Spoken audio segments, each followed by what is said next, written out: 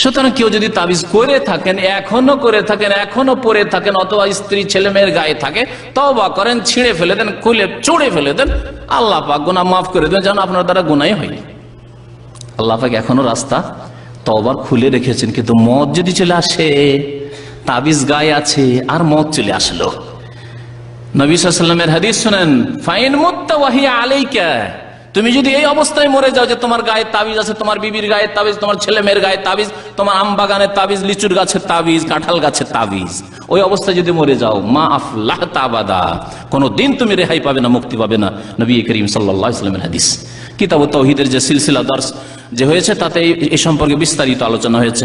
আরো ইনশাআল্লাহ তাআলা তাবিজ সম্পর্কে আগামীতে আলোচনা করা যাবে। এতটুকু যথেষ্ট যে কোনো ভাইয়ের কাছে তাবিজ যদি থাকে আল্লাহর হস্তে শিরক থেকে মুক্ত হওয়ার জন্য, আর এই রাত্রে যদি হাদিস সহিহ হয় মাফ নেওয়ার জন্য, আর যে কোনো সময়, শুধু এই রাত্রেই কেন, শিরক মুক্ত কোনো মানুষ থাকলে আল্লাহ অবশ্যই তাকে জান্নাত দেবেন ইনশাআল্লাহ।